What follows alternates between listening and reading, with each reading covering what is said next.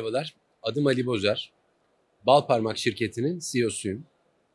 Balparmak 1980 yılında kurulmuş, 43 yıllık bir geçmişe sahip olan Türkiye'nin sayılı markalarından bir tanesi.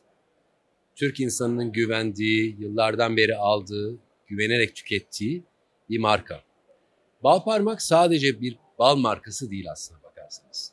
Balın çok ötesinde aynı zamanda arı ürünleri portföyünde de kendisini geliştirmiş bir marka. Balparmağı farklı kılan şey ne? Pazardaki diğer bal üreticilerinden veya dünya piyasasında Balparmağı öne çıkaran faktör nedir derseniz, sanıyorum bunun cevabı Ar-Ge olur. Biliyorsunuz Türkiye aslında Ar-Ge'sinin ön plana çıktığı bir ülke değil. Ama Balparmak Ar-Ge ile ön plana çıkmış bir bal markası. Ciddi anlamda yıllık finansallarımıza baktığınızda finansallarımızın çok önemli bir kısmını Ar-Ge yatırımlarına harcıyoruz. Dünyanın en iyi ilk 3 laboratuvarından birine sahip olduğumuzu söyleyebilirim. Aynı zamanda Türkiye'nin bir numaralı bal markası tercihiyiz. 20 yıldan fazla bir süredir biz Türkiye'nin bir numarasıyız. Aynı zamanda da dünyadaki ilk 10 markadan da bir tanesiyiz. Bu pozisyonumuzu sürdürmeye, farklı ülkelere markamızı ihraç etmeye, markamızı oralarda da bilinir hale getirmeye çalışıyoruz. Bu yüzden de bugün Anuga Fuarı'nda bu standla beraber farklı ülkelerden kontaklar, doğru iletişimleri kurmak, doğru distribütörlerle buluşmak ve markamızı büyütmeye çalışıyoruz. Avrupa'da ve Almanya'da etnik marketlerde Balparmak gerek çam gerekse de çiçek ballarımızın bütün çeşitlerini buradaki vatandaşlarımız bulabilirler. Aynı zamanda başka ülkelere başka ürün formatlarıyla da girmeye çalışıyoruz. Şimdi çok yeni Almanya'da ev dışı tüketim kanalı için geliştirmiş olduğumuz özellikle alüminyum folyodaki ürünlerle veya katla balla dediğimiz çok yeni formatımız olan bir ürün var. Bu ürünü de burada anlatmaya çalışıyoruz. Tüketiciler özellikle eskiden biliyorsunuz çaya şeker koyardık ama biz çaya şeker yerine daha masum olan, daha sağlıklı olan ve iyi gelen balı koymayı tercih ediyoruz. Bunu anlatmaya çalışıyoruz tüketicimize. Biz de aslında sürülebilir gıda diyelim buna. Sürülebilir gıda, bal da biliyorsunuz sürülebilir gıda. Balın haricinde ballı mix dediğimiz ürünümüz var. Çikolatalı, kakaolu sürülebilir bir ürünümüz var kavanozun içinde. Şeker yerine balla değişmiş durumda reçetemiz. Bu aslında daha clean recipe denen tertemiz bir reçeteye sahip. İçinde palm yağı yok. Sadece kakao ve baldan oluşan bir karışım. Bir başka karışımız ballı mixin altında fındık ve baldan oluşan bir karışım. Tüketiciler biliyorsunuz sürülebilir fındık ezmesini çok severler. Ama bu da masum olan bir reçete. Çünkü içinde şeker yok, yerine bal var. Daha sağlıklı. Diğer taraftan apitera ürünleri ise aslında özellikle tüketicinin son dönemde Covid'de biraz daha fazla ortaya çıktı. Bağışıklık sistemimizi güçlendirmemiz gerekiyor biliyorsunuz. Aynı zamanda gün içinde enerji seviyemizi yüksek tutmamız gerekebiliyor. Yorgun düştüğümüzde zaman zaman kullanabileceğimiz ürünlerden bir tanesi. Apitera böyle bir portföy.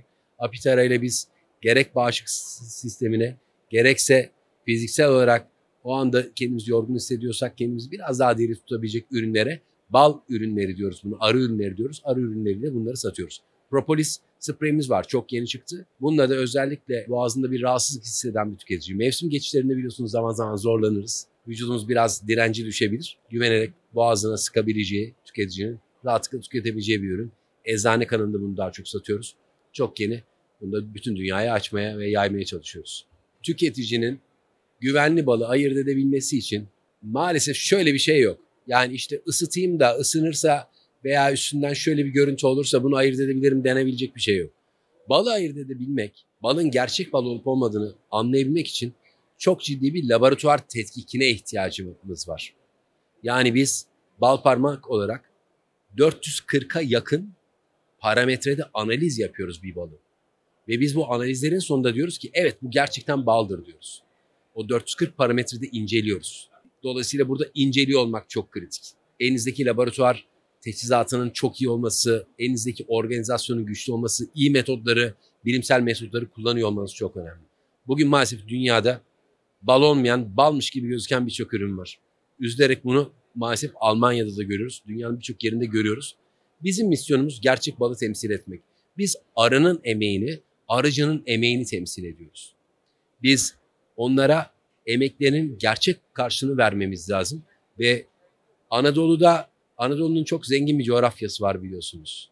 Anadolu'nun tarımı çok bereketlidir aslında. O bereketli bizim tarım alanlarımızdaki arılarımızın yaptığı balı, olabilecek en hakiki balı, en doğru balı bütün dünyanın her yerine ulaştırabilmek, tüketiciyle buluşturmak bizim misyonumuz.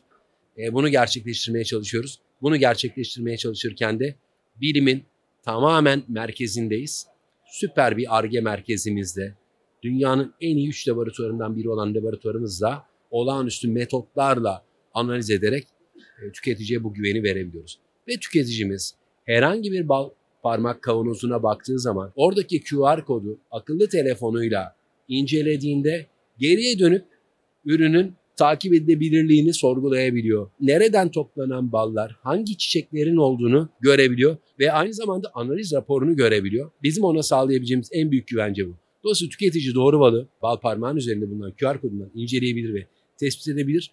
Ama her şeyden önce bal parmak markasını aslında marka haline getiren tüketicinin bu zamana kadar ki tüketicilerimizin bize güveninin arkasında yatan şey bizim güçlü Ar-Ge merkezimiz ve onlara her zaman kusursuzluğumuz, kaliteden taviz vermeyen yaklaşımımız aslında onlara bu güveni vermiştir diye düşünüyorum. Bal öyle bir kategori ki bir arı bir ömrü boyunca sadece 1 gram bal üretebiliyor. Yani aslında olağanüstü emek yoğun bir şeyden bahsediyoruz, işten bahsediyoruz. Bal parmağı bütün rakiplerinden ayrıştıran en önemli konu bilime olan tutkusudur diyebilirim. Çok iyi bir Ar-Ge merkezine sahip olmasıdır. Çok üstün bir laboratuvara sahip olmasıdır. Bu bal parmağı ayırır. Aynı zamanda farklı metotları geliştirerek o metotlarla bütün dünyaya ilham veriyor olmasıdır bal parmağı ayıran. Bizim bugün geliştirdiğimiz yepyeni metotları biz sektördeki diğer şirketlerle de paylaşıyoruz. Diğer laboratuvarlarla da paylaşıyoruz. Dolayısıyla hakiki balın hakiki olmayan baldan ayrılmasını, ayrıştırılmasını sağlayacak metotların geliştirilmesine de katkıda bulunabiliyoruz. Bundan dolayı da gurur duyuyorum şirketimle. Kurum olarak Balder Derneği'nin devamlılığını sağlamaya çalışıyoruz ki burada gerçekten sektörün önemli isimleri bir arada.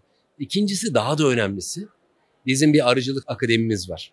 Arıcılık akademisi aslında Anadolu'daki bütün arıcıları eğiten, bilinçlendiren, onların daha verimli çalışmasını sağlayan, onları arıcılık hakkında yeni metotlar konusunda bilgi sahibi eden ve ihtiyaçları olduğunda onların yardımına koşan bir akademi. Tabii ki bunun sosyal sorumluluk bacağı da var. Biz her yıl bazı çeşitli arıcıların çocuklarının eğitilmesi konusunda onlara burs verilmesi gibi destekler de sağlamaya çalışıyoruz. Çünkü bizim değer verdiğimiz şeylerden biri aynı zamanda bir aile şirketi olmak. Bizim için aile olgusu çok önemli bir değer. Bunu da yansıtmaya ve arıcılarla beraber aynı grubun içinde hep beraber bir aile gibi yaşamaya çalışıyoruz. Onların gelişmesi, onların aslına bakarsanız kovan başına daha fazla bal alabilmeleri için onları desteklememiz gerekiyor. Tabii ki bizim bunu tek başımıza yapabilme imkanımız yok. Bu aslına bakarsanız gerçek anlamda çok güçlü bir tarım politikasıyla entegre olduğu zaman hayata geçebilir. Türkiye'nin çok güçlü, çok iyi, sürdürülebilir, uzun vadeli bakılan tarım politikalarına ihtiyacı var. Covid'de bütün dünya tarımın ne kadar önemli olduğunu anladı. Çünkü biliyorsunuz Covid döneminde ciddi kesintilerle karşılaştık. Ürünlere ulaşamadık. Bugün bunların hepsinin değerinin farkındayız. Ben umuyorum ki ülkemizde Anadolu'ya yakışır, Türkiye'de tarımın yeniden kalkınmasını sağlayacak, iyi planlama sağlayacak, arıcının yanında olacak, arıcıyı geliştirecek bir sektör olabilir. Türkiye içinde bulunduğu zengin coğrafya, o coğrafyanın sunduğu zengin floralarla beraber çok özgün balların yapılmasına katkı sağlayabilecek bir ülke ve dünya bal ticaretinden çok daha büyük bir pay alabilir. Bunun için de güçlü bir strateji gerekiyor. Biz her anlamda bu stratejinin oluşturulması için destek vermeye hazırız. Bugün de elimizden geleni Arıcılar Birliği'yle, arıcılarla yapmaya çalışıyoruz.